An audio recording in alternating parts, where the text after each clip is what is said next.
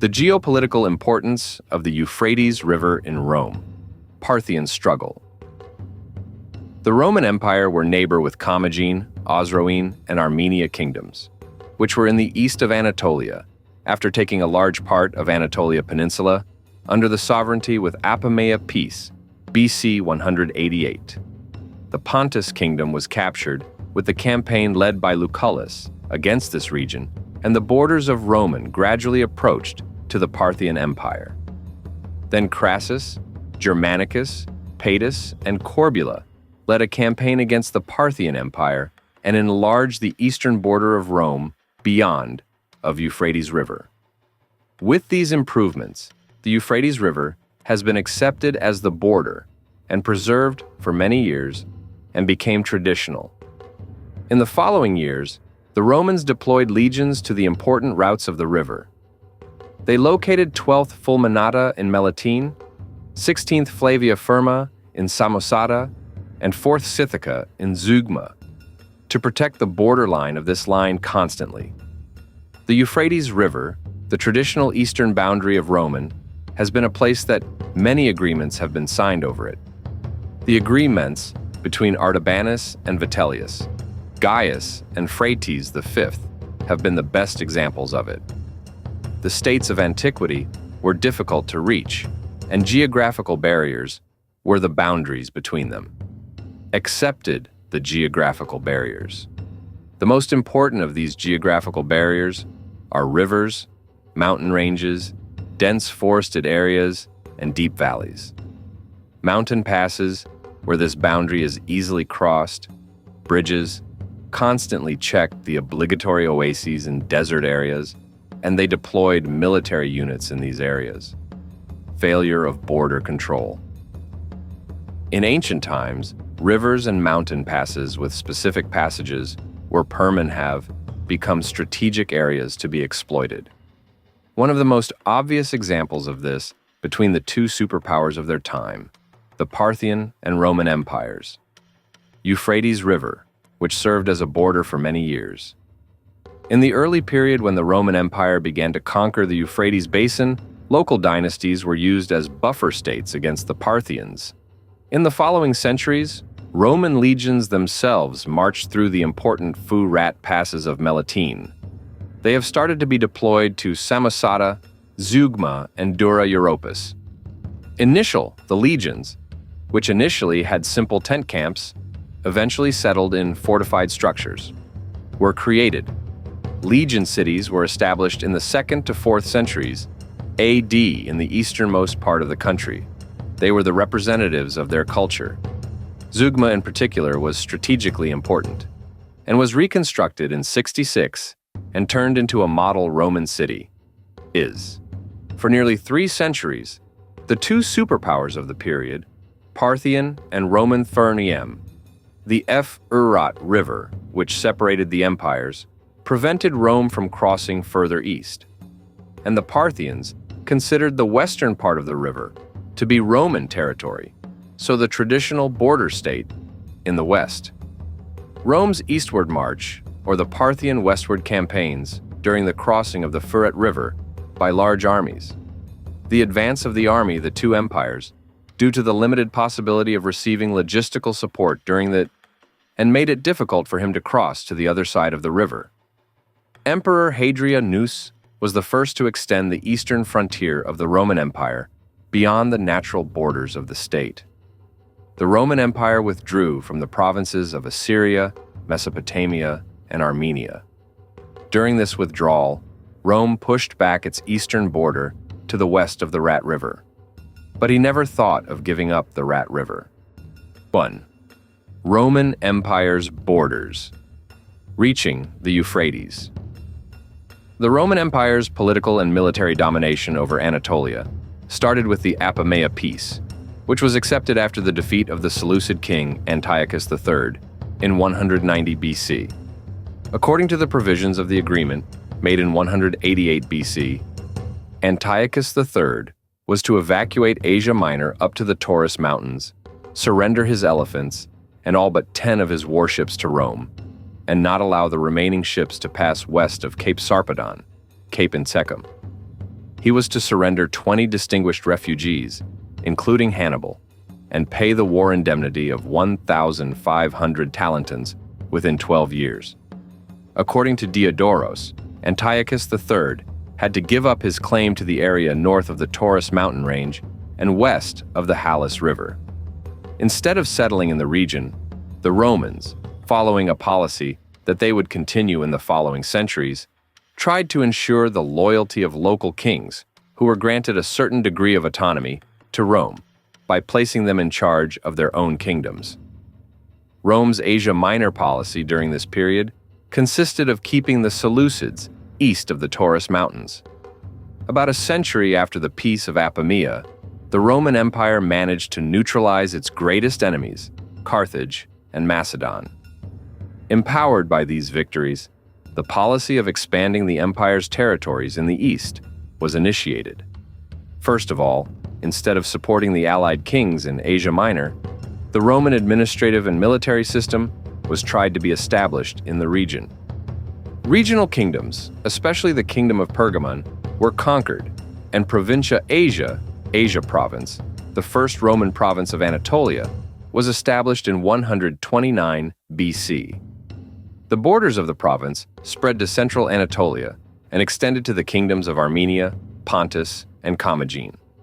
The Roman Empire's sudden expansion of its borders in Asia Minor led to new enemies such as Mithridates, king of Pontus. In 91 BC, Mithridates launched attacks on Bithynia and Cappadocia, slaughtering many Romans, leading to the First Mithridatic War. Although the Roman army was victorious at the end of the First Mithridatic War at Dardanus, Mithridates managed to escape to his country. Nicomedes IV, king of Bithynia, left his kingdom to the Roman Empire with the will he had prepared before his death in 74 BC, as he had no heir. Thereupon, the Roman Senate assigned Emsir Juncus, the governor of the province of Asia, to occupy the province in order to prevent a new attack from Pontus king Mithridates VI. Immediately afterwards, Monsieur Aurelius Cotta was appointed as governor. Mithridates IV, who accepted this situation as a cause for war, attacked Bithynia.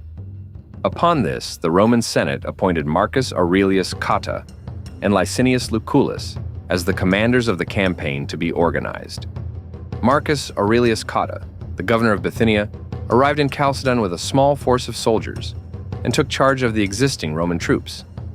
In fact, Lucullus, taking most of the troops with him, was going to advance from Cappadocia and attack Mithridates, while Emsir Aurelius Cotta was going to attack the city of Heraclea.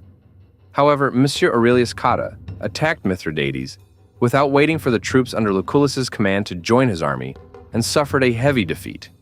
Upon these failures, the Roman Senate sent Licinius Murena to capture the lands owned by Mithridates, but he failed to get a definite result. Lucullus was then sent with full authority to capture Mithridates. The desire to reach the riches of Armenia was the most important ideal of Lucullus and the generals before him. Unlike the Roman commanders, who had long since failed to achieve success in the east, a victory for Lucullus would bring him considerable prestige. Tigranes the Great, the most powerful emperor of the Kingdom of Armenia, took advantage of the internal turmoil among the Parthian nobility after his accession to the throne to conquer various parts of Mesopotamia, greatly expanding the borders of his country. It would be a triumph for Lucullus to overcome Tigranes, who was given the title King of Kings by the Parthians for his achievements and courage. In 69 BC, as Lucullus marched on Tigranes' capital, Tigranakert, he was met by a large force, jointly led by Tigranes and Mithridates. When the Romans managed to defeat this outnumbered army, Mithridates and Tigranes retreated deeper into Armenia. Lucullus systematically dismembered the territory of Armenia, first completely evacuating the city of Tigranakert and re-enslaving those whom Tigranes had freed. He restored freedom to parts of northern Mesopotamia that had been under Armenian rule. Despite these successes, Lucullus lacked the strength to confront the Parthians and the Parthians were not eager for a war with Rome, but this did not prevent them from accepting Tigranes' envoys. The envoys proposed to the Parthian king Euphrates III to act together against the Romans and jointly claim Mesopotamian territory. Lucullus then sent his own envoys to Euphrates III. After the arrival of the Roman envoys, the Parthians declared their vigilant neutrality. Second Roman, Parthian struggle in the Euphrates as the traditional border Pompeius, who had been appointed after Lucullus to establish Roman authority in Pontus and Armenia, defeated Mithridates once again. After eliminating Mithridates, Pompeius advanced on Artaxata. Tigranes fled, and the city surrendered.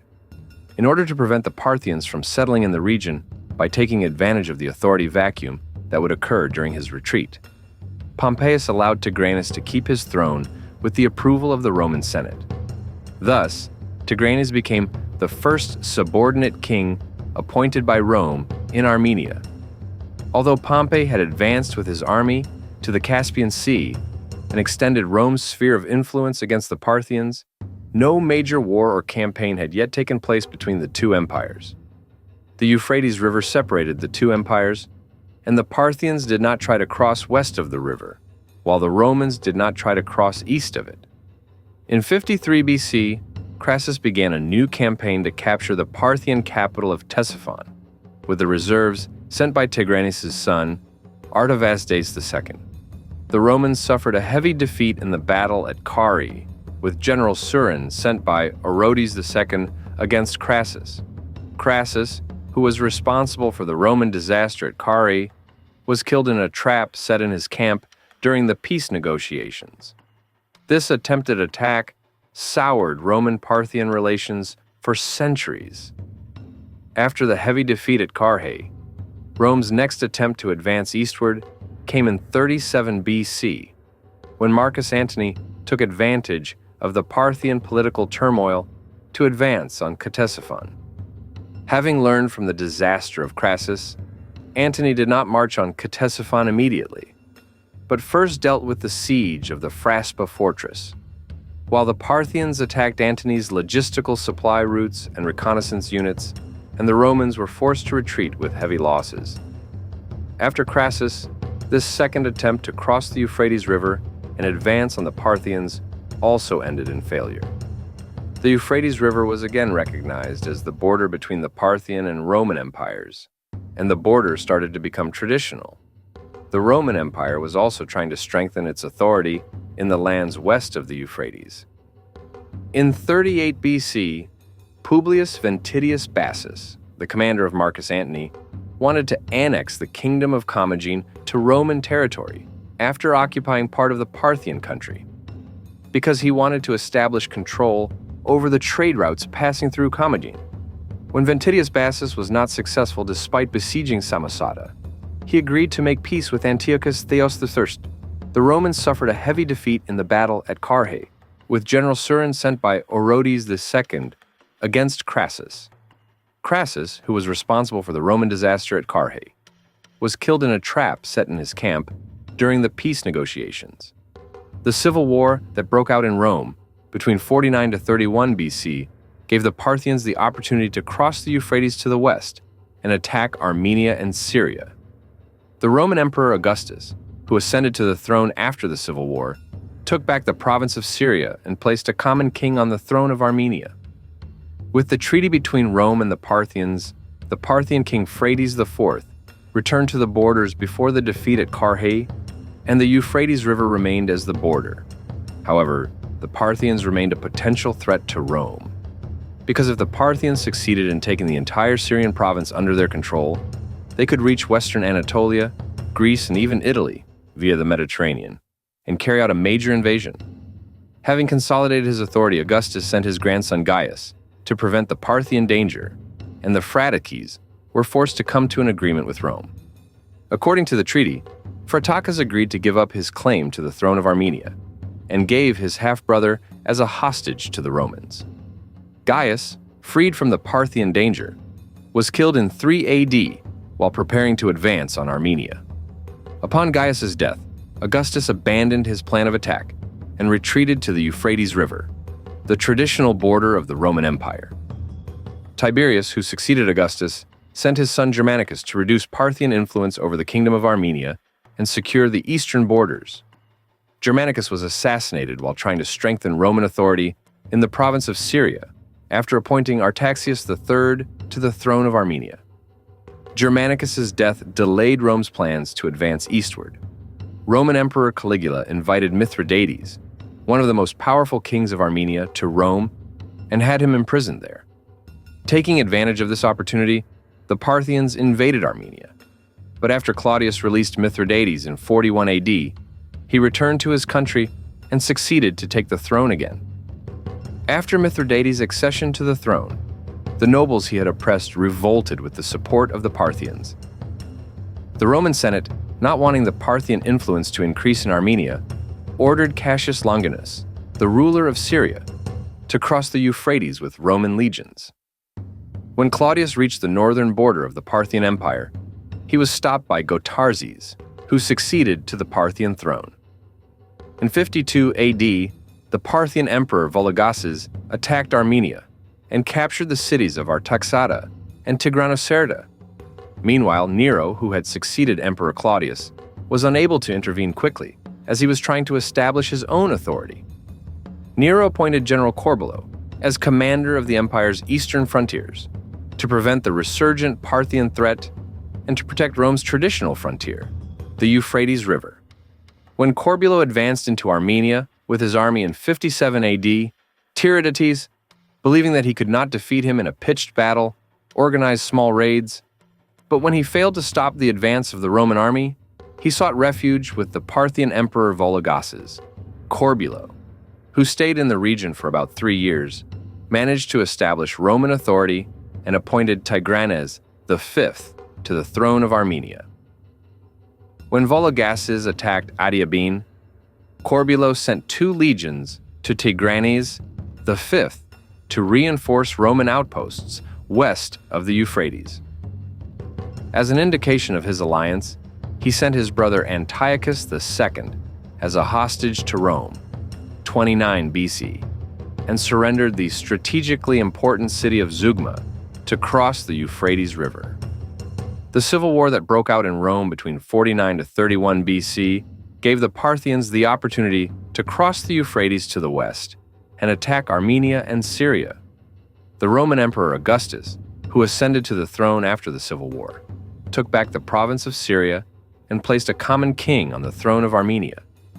With the treaty between Rome and the Parthians, the Parthian king Euphrates IV returned to the borders before the defeat at Carrhae, and the Euphrates River remained as the border. However, the Parthians remained a potential threat to Rome, because if the Parthians succeeded in taking the entire Syrian province under their control, they could reach western Anatolia, Greece, and even Italy via the Mediterranean, and carry out a major invasion. Having consolidated his authority, Augustus sent his grandson Gaius to prevent the Parthian danger, and the Euphrates were forced to come to an agreement with Rome. According to the treaty, Euphrates agreed to give up his claim to the throne of Armenia and gave his half-brother as a hostage to the Romans. Gaius, freed from the Parthian danger, was killed in 3 AD while preparing to advance on Armenia. Upon Gaius's death, Augustus abandoned his plan of attack and retreated to the Euphrates River, the traditional border of the Roman Empire. Tiberius, who succeeded Augustus, sent his son Germanicus to reduce Parthian influence over the kingdom of Armenia and secure the eastern borders. Germanicus was assassinated while trying to strengthen Roman authority in the province of Syria, after appointing Artaxius III to the throne of Armenia. Germanicus's death delayed Rome's plans to advance eastward. Roman Emperor Caligula invited Mithridates, one of the most powerful kings of Armenia, to Rome, and had him imprisoned there. Taking advantage of this opportunity, the Parthians invaded Armenia. But after Claudius released Mithridates in 41 AD, he returned to his country and succeeded to take the throne again. Since all campaigns against the Parthian Empire from the 1st century AD onwards aimed at advancing into Mesopotamia, they were launched from the Euphrates River. The Parthians, on the other hand, did not try to cross the Euphrates to the west of the Euphrates, as they considered the Euphrates under Roman sovereignty. 3 Euphrates River gains. Importance for Rome and legions. Established. Since the Euphrates was a difficult river to cross except for a few passes, it served as a natural border in ancient times. The Euphrates was a fast-flowing river with a constantly changing flow rate, and due to its rapid flow, it was a river that created eddies large enough to swallow a soldier and his horse. Due to the difficulty of crossing it, the Euphrates gorges have been the most strategic points of the river throughout history, especially during the periods when the Euphrates was the traditional border of the Roman and Parthian empires. The Euphrates gorges were home to military legions. Crossing the Taurus Mountains, the Euphrates is bounded by steep cliffs and obstructive elevations until Samosata, where it becomes passable only at Samosata.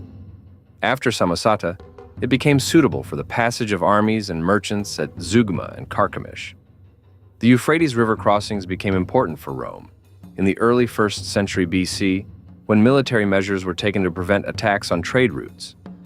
During the reign of Septimius Severus, who initiated the traditional military and political organization of the Roman Empire in the region, the Euphrates River was accepted as the border between the Roman kingdoms of Commagene and Cappadocia and the Parthian kingdom of Osroene.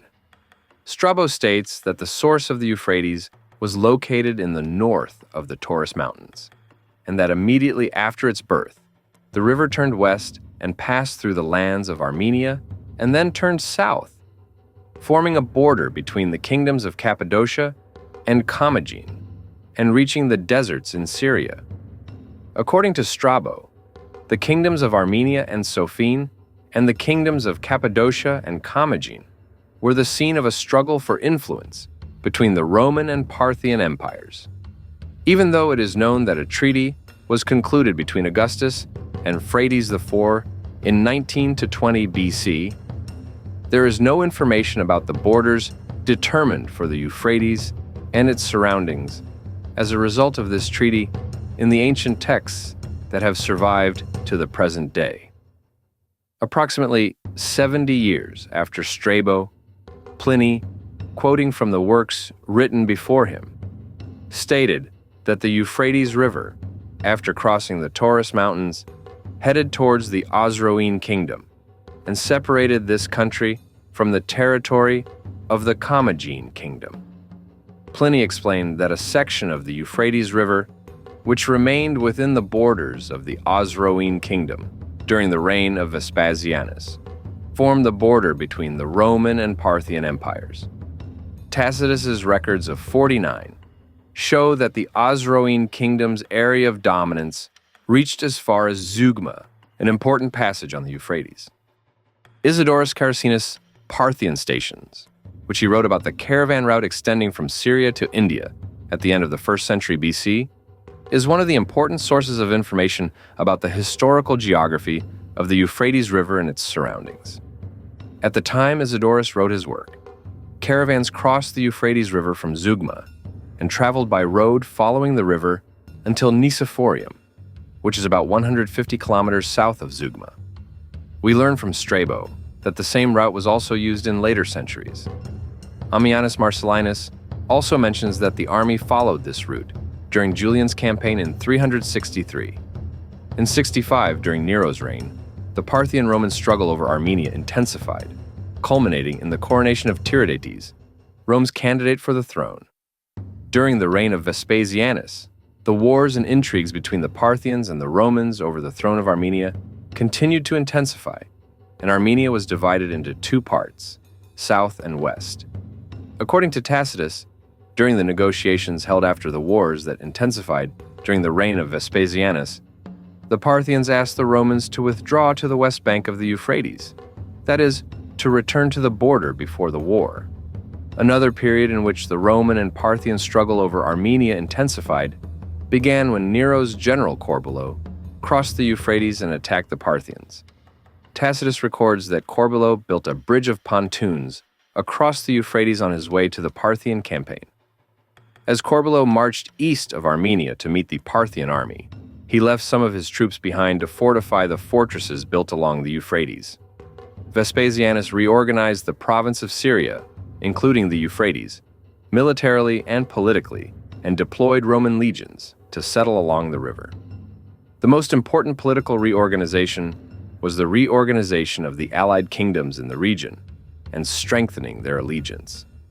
Within the framework of military arrangements, the 12th Fulminata Legion was deployed to the province of Cappadocia, uniting the province of Syria with the kingdom of Commagene, one of Rome's allied kingdoms. In order to defend the Euphrates passes, the 12th Fulminata was stationed at Melitene, where the Euphrates River was most easily crossed, the 16th Flavia Firma at Samosata, and the 4th Scythica at Zeugma. Legion headquarters were also established in Satala, an important city in the province of Cappadocia. Vespasianus had roads built to connect the provinces and legions and to secure trade routes. In the last periods of Vespasianus, 4 Roman legions were kept ready to prevent attacks from the eastern side of the river on the route along the Euphrates through the provinces of Cappadocia, Commagene, and Syria to Zeugma, and from there to the south. Thanks to these legions, the Roman defense on the Euphrates River became quite strong. According to Josephus, Vespasianus's annihilation of the Commagene kingdom and its annexation to the Roman Empire prevented the Parthians from using the local kingdoms in the region to create unrest. Again, according to Josephus, Samosata, the most important city of Commagene, had to be protected and constantly held since it had the physical structure that would allow the Parthians to easily cross the Euphrates River during the war. 4 treaties between the Roman and Parthian empires on the Euphrates. As mentioned above, in antiquity, states defined their borders with natural barriers, such as mountains and important passes.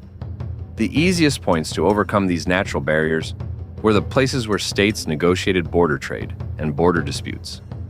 Although states or empires used ambassadors in their relations with each other, since it took a long time for ambassadors to travel from one state to another and to bring back the decision of their own sovereign. In some special cases, rulers and commanders resorted to meeting each other in person. The Euphrates River, which was the traditional border between the 2 superpowers of the time, the Parthian and Roman empires, was also a borderline on which treaties were made for centuries. Zeugma and Samosata, where the Euphrates River can be easily crossed, gained importance as a meeting place for Roman and Parthian rulers. From the ancient sources that have survived to the present day, we can get information about the negotiations held on the Euphrates River and their contents. These negotiations took place at the most accessible points of the river, and the treaties were mostly about who would succeed to the throne of Armenia and Roman and Parthian border disputes. We have information about one of these treaties from the work of Velleius Paterculus. In the work of Velleius Paterculus, it is mentioned that when Gaius met with the Parthian king Phraates I on an island on the Euphrates River, the Roman army was waiting on the west bank of the river, and the Parthian army was waiting on the east bank. The treaty between Gaius and Phraates V brought peace to the region, and the Euphrates River remained as the border between the 2 empires. The fact that there is no structural evidence around the Euphrates River until the reign of Vespasianus shows that the border remains symbolic or conceptual. It is understood that the content of this treaty did not allow the construction of fortified structures along the Euphrates. A similar treaty was concluded between Lucius Vitellius and Artabanus II on the instructions of Tiberius in 37. The treaty between Vitellius and Artabanus II, who met on the bridge built from pontoons over the Euphrates, put an end to the conflicts in Armenia and ensured friendship between the 2 empires. Another meeting between Roman and Parthian envoys was held in Zeugma in 49. However, little information has survived about the content and conditions of this treaty. Conclusion. In the struggle between the Roman and Parthian empires, which lasted for nearly 400 years, the Euphrates River was at times an impassable barrier, and at other times a borderline, on which the 2 sides reached an agreement. This prolonged struggle led to social, political, and economic changes in and around the Euphrates. During the first settlement of the Roman Empire in the region, local kingdoms were taken under control, to prevent the Parthian advance to the west. In the following period, Roman legions were stationed on the western banks of the Euphrates River, which was considered as the border between the two empires, to prevent sudden Parthian attacks. The roads on the west bank of the Euphrates were of strategic importance, as they provided Rome's land transportation with Palestine, Jerusalem, and Egypt. For this reason, the Roman province of Syria was the gateway to the empire's eastern territories. The Euphrates River, which was the safest border to keep the Parthians away from the Syrian province, was of geopolitical importance for the Roman Empire to protect its eastern borders. In addition, Antioch, the most important city of the Syrian province, was indispensable for Rome, as it was the port where the Silk Road reached the sea. With the acceptance of Christianity by Rome, Antioch gained religious importance. For the security of Antioch, it was necessary to keep the Parthians east of the Euphrates. Rome saw the Parthian danger not only on land but also at sea. Seeing the Mediterranean as its own inner sea, Rome was trying to prevent another state from approaching the Mediterranean, having gotten rid of the danger of Carthage, with which they had to fight for a long time before. Holding the Euphrates River, which was the safest border where the Parthians, one of the states that could pose a threat to Rome by reaching the Mediterranean, could be prevented, was indispensable for the security of the Mediterranean and maritime trade. As the Roman Empire consolidated its dominance in the region, it settled more militarily in the region and deployed legions. The legions of the 12th Fulminata at Melitene, the 16th Flavia Firma at Samosata, and the 4th Scythica at Zeugma were stationed along the Euphrates River. These legions prevented sudden Parthian attacks from the east of the river and protected Rome's commercial and political interests in the region. For the Roman Empire, holding the west of the Euphrates was also of great economic importance. While trade goods from China and India used the routes in the region to reach central and eastern Anatolia, some routes also reached the Mediterranean via Antioch and eventually to Rome.